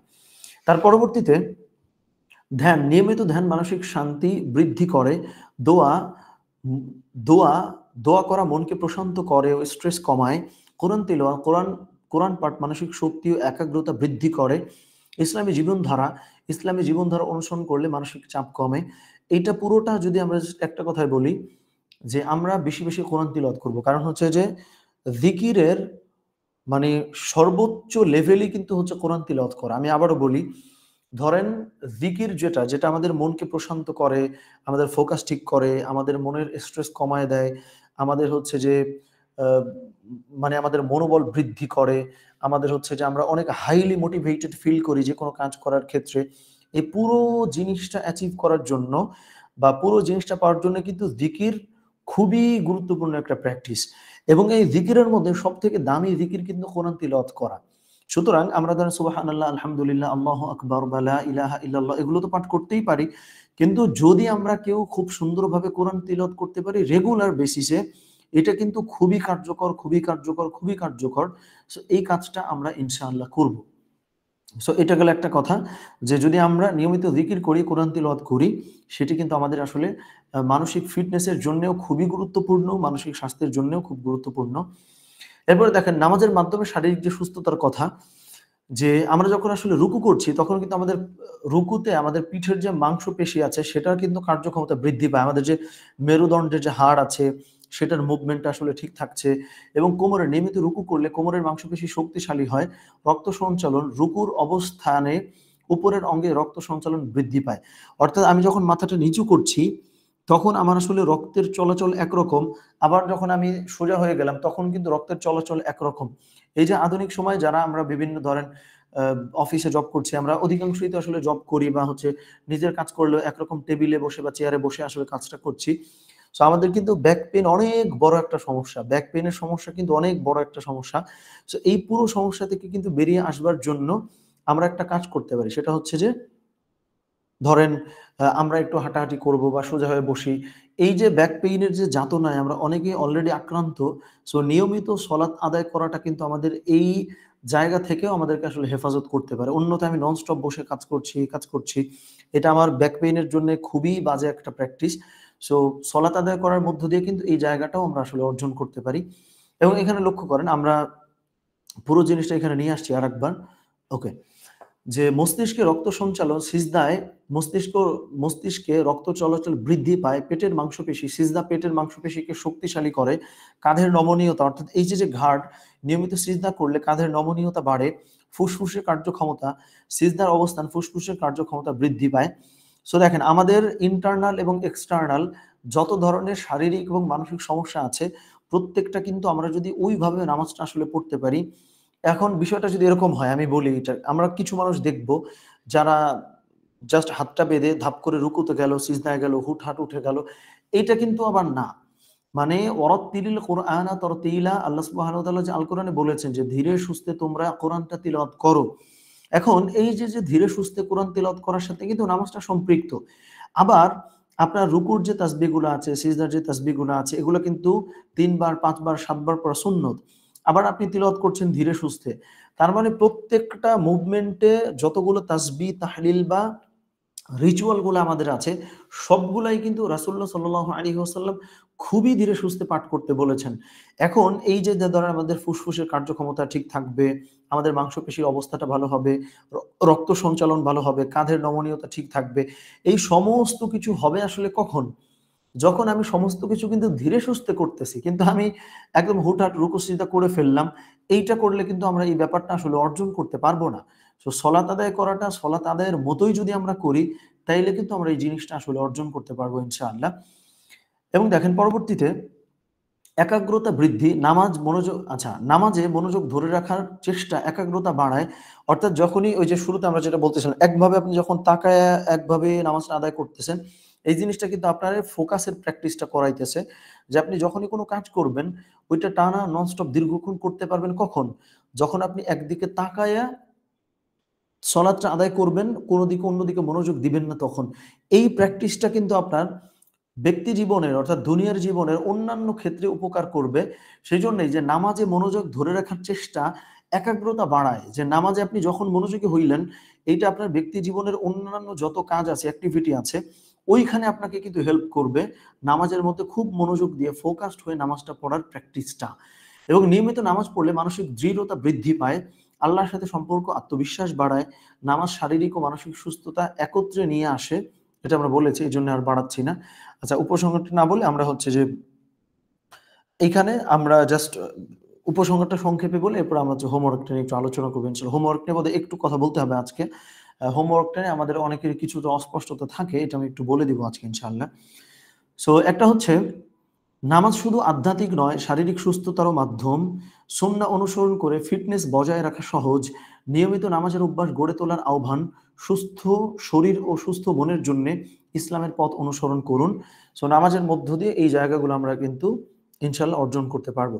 সো আমি আবার একটু বলি যে আমি একটু শারীরিকভাবে অসুস্থ থাকার ফলে আমি ক্লাসে কিন্তু খুব একটা এঙ্গেজও করতে পারছি না, বা হচ্ছে যে আপনাদের সঙ্গে কথাও সেভাবে বলতে পারছি না, বা আমিও অন্যান্য ক্লাসে যেভাবে বলে আমি আসলে মজাটা পাই, আমি একটু কম মজা পাইতেছি, কারণ আমার শারীরিকভাবেই একটু খারাপ ফিল করছি আসলে। তো বিশেষভাবে এটার জন্য দোয়া চাই আপনাদের কাছে। ওকে, আমি একটু হোমওয়ার্কটা বুঝাই, তারপরে হচ্ছে আপনাদের সঙ্গে একটু কোয়েশ্চেন আনসারে যাই, তারপর হচ্ছে আমরা ক্লাসটা এন্ড করবো ইনশাআল্লাহ। সো একটা আমি বলি, গত উইকে হ্যাঁ, গতকাল আমি বলে দিছিলাম যে যেহেতু আমাদের প্রত্যেক সপ্তাহে আসলে ২টা সেশন থাকে বা ২টা ক্লাস থাকে, সেইজন্য আমরা একটা কাজ করব, হোমওয়ার্ক করব। আমরা কেউ হয়তো ভাবতেছি যে খুব পারফেক্ট যদি না হয়, যদি একটু ভুল হয়ে যায়, তাহলে হচ্ছে কি হবে বা বুঝতেছি না। আমার কিন্তু মেইন আসলে টার্গেটই ছিল বা মোটিভ ছিলই এটা, বা পারপাস ছিল এটা, যেটাই বলি যে এটা একটু জটিল হোক। মানে সপ্তাহে ২টা সেশন যখন হবে, তখন হোমওয়ার্কটাও আমাদের কাছে একটু ওভারলোডেড লাগবে, বা এত কিভাবে করব। এইটা করে আমরা কিন্তু একরকম যদি জমা দিতে চাই, একরকম বাধ্য হয়েই কিন্তু আমাকে আসলে এগুলো নিয়ে বসতে হবে। আবার একটু বোঝেন, এগুলো নিয়ে আমাকে আসলে বসতে হবে যে ভাই কি লিখবো না লিখবো বুঝতেছি না, দেখি একটু চেষ্টা করি কি হয়। এই যে এইভাবে করে আসলে বসা, আর নইলে কিন্তু প্রত্যেক ক্লাসে আমাদের একই রকম হোমওয়ার্ক থাকতো। ইভেন আমি একটু বলি, প্রত্যেক ক্লাসে যদি একই হোমওয়ার্ক থাকে, এটা কিন্তু আমার জন্যও আসলে সহজ। আমি আবারও বলি, ধরেন আমি বললাম যে প্রত্যেক ক্লাসে হচ্ছে যে যেই সূরাটা আমরা পড়বো, এই সূরার আমরা হচ্ছে যে অনুবাদ এবং অনুধাবনটা লিখে আনবো, প্লাস হচ্ছে যে অন্য আরেকটা কমন হোমওয়ার্ক। আমি আবারও বলি, প্রত্যেক ক্লাসে যদি একই হোমওয়ার্ক থাকতো, এটা কিন্তু আমার জন্যও আসলে অনেকখানি সহজ। যে হলো আমি জাস্ট হচ্ছে বললাম যে এই সূরাটার আপনার হচ্ছে মূল্যায়ন লিখে আনতে হবে, বা অনুবাদ অনুধাবন, প্লাস হচ্ছে যে এইটা হোমওয়ার্ক। প্রত্যেক ক্লাসে আমরা কিন্তু একটু চেষ্টা করি একটু ডিফারেন্ট হোমওয়ার্ক রাখতে, কারণ এই প্র্যাকটিসটা আমাদের জীবনে চলে আসুক। মানে ক্লাসটা তো শেষ হয়ে যাবে কিছুদিনের মধ্যে, কিন্তু এই প্র্যাকটিসটা আমাদের জীবনে আসলে আনার খুবই খুবই খুবই দরকার, আমি বারবার বলি। এই জন্য ধরেন প্রত্যেক ক্লাসে যে হোমওয়ার্কটা থাকে আমি কিন্তু একটু বুঝিয়ে দেওয়ার চেষ্টাও করি। সো এইটা যদি আমরা একটু বুঝে নিতাম, বা আমি যখন ভিডিওটা শেয়ার করি আমি কিন্তু চেষ্টা করি যে ক্লাসটা কালকে আমাদের যেহেতু ক্লাস আছে, সো এই দুটো ক্লাস শেষ হবার সঙ্গে সঙ্গে আমি কিন্তু ভিডিওটা আপনাদের সঙ্গে শেয়ার করে ফেলি। সো হোমওয়ার্কটা যেহেতু লাস্টের দিকে দেওয়া থাকে, সো এটা দেখেও যদি আমরা একটু বোঝার ট্রাই করি, বা আমি কিন্তু অনেক সময় গ্রুপে ভয়েস দিয়েও বোঝায় দেই। সো একটু যদি প্রত্যেক ক্লাসে যে বিশেষ বিশেষ হোমওয়ার্ক ওইটা বুঝে যদি আমরা করবার চেষ্টা করি, বিশ্বাস করেন এটার বেনিফিট, এটার উপকার ইনশাআল্লাহ পাবেন। আমি আবারও বলি, আমি চাইলেই কিন্তু একই রকম কমন হোমওয়ার্ক প্রত্যেক ক্লাসে রাখতে পারি, এটা তো আমার জন্য কঠিন না, তাই না? এটা তো সহজ আমার জন্য। বাট আমি চাই যে না, নামাজের নানান অ্যাঙ্গেল আমরা আসলে দাঁড় করাবো, নামাজের বিভিন্ন দৃষ্টিভঙ্গি আমরা খুঁজে বের করব, নামাজ সেন্ট্রিক বিভিন্ন প্র্যাকটিসের জন্ম আমরা দেব। এই জিনিসটা আমাদের জীবনে একটা বৈপ্লবিক কাজ হোক আমাদের জীবনে, ওই জিনিসটার জন্যই কিন্তু এই ভেরিয়েশন গুলো আনবার আসলে চেষ্টা করা।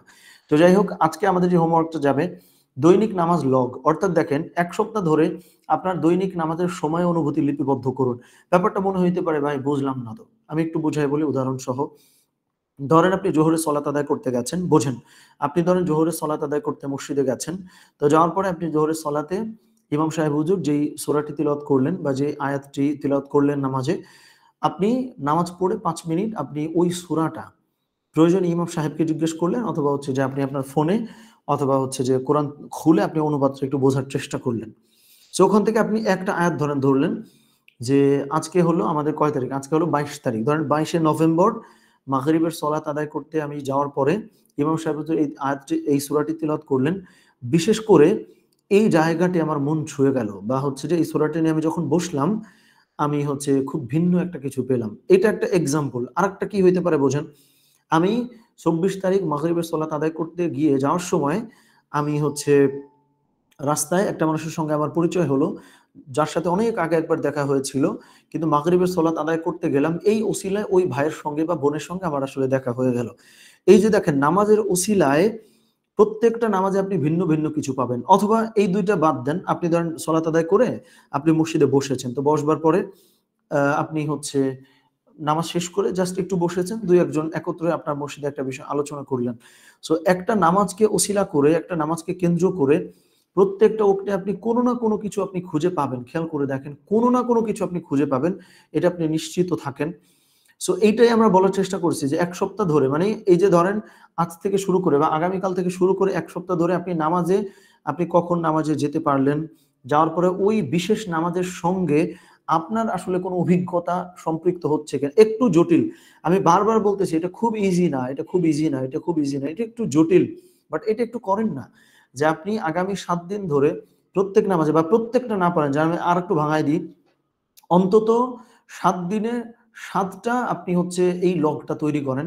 বোঝেন, মানে হচ্ছে 5 ওয়াক্ত সলাতে 5 বার না করেন, আপনি ট্রাই করেন, কারণ প্রত্যেক সলাতে হয়তো আপনি কোনো কারণে একই মসজিদে যেতে পারলেন না। আবার বিষয় আছে, আপনি হয়তো মানে চলতি পথে কোন একটা মসজিদে গেছেন, ওই যাত্রা পথে আপনি ওই তিলাওয়াতটা আপনার খুব ভালো লাগে, আপনি তখন কিন্তু লিখতে পারেন যে আমি অমুক জায়গায় যাওয়ার সময় ওই মসজিদে এক ওয়াক্ত সলাত আদায় করার সুযোগ পেয়েছি, মাশাআল্লাহ আমার খুবই ভালো লাগলো তিলাওয়াতটা, এবং তিলাওয়াত করার পরে আমি ইমাম সাহেবের সঙ্গে একটু কথা বলতে পেরেছি।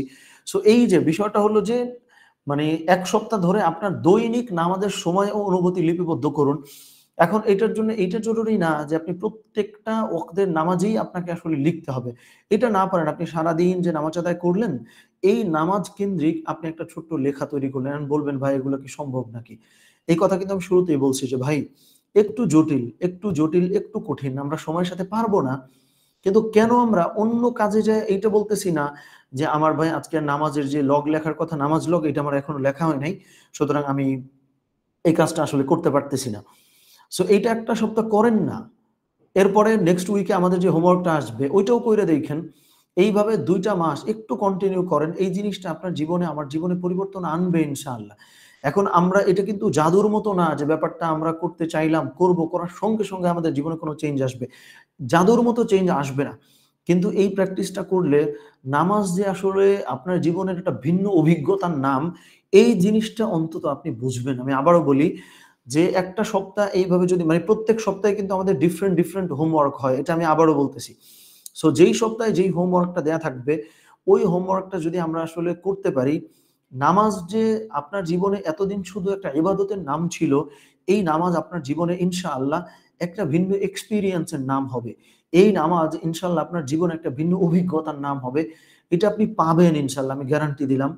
যে যেই সপ্তাহে যেই হোমওয়ার্কের কথা আমি বলি, দয়া করে মায়া করে আমরা এটা করবো ইনশাআল্লাহ। তাইলে নামাজ আপনার জীবনে এতদিন যদি শুধু ইবাদত ছিল, নামাজ আপনার জীবনে একটা ভিন্ন অভিজ্ঞতার নাম হবে। আমি এই কথাটা অনেকবার বললাম। এই কাজটা আমরা ইনশাআল্লাহ করব। এটা গেল নামাজ লগ। না বুঝলে আমি আবার ইনশাআল্লাহ ভয়েসে বলে দিব, অসুবিধা নাই। আমার বলতে অসুবিধা নাই যদি আমরা আমল করবার চেষ্টাটা করি।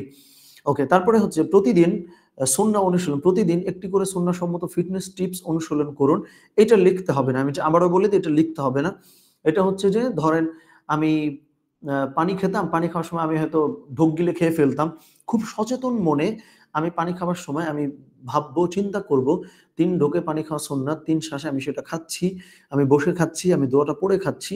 এইভাবে করে যেকোনো একটা সুন্নত বা আমি আমার জায়গা থেকে আমার ব্যক্তি জীবনের সঙ্গে সম্পৃক্ত ইচ্ছা করে প্ল্যান করে ফিটনেস টিপস, মানে সুন্নাহসম্মত ফিটনেস টিপস, শুধু সুন্নাত না, মানে যে সুন্নাতটা এমন যেটার সঙ্গে ফিটনেসটা আসলে জড়িত, যে সুন্নাহসম্মত ফিটনেস টিপস, এটা আমি আমার জীবনে প্র্যাকটিস করব। এটা লিখতে হবে না ইনশাআল্লাহ, এটা আমরা প্র্যাকটিস করব ইনশাআল্লাহ।